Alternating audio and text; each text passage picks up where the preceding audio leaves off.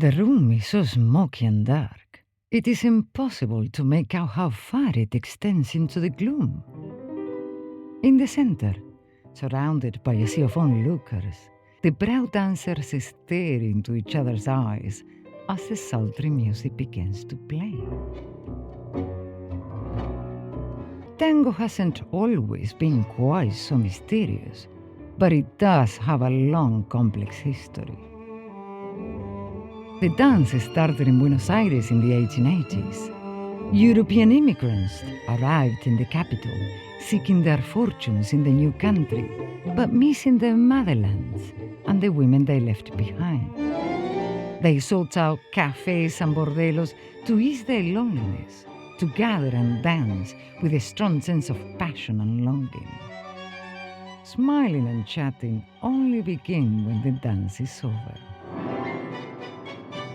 Tango is not an easy dance to describe.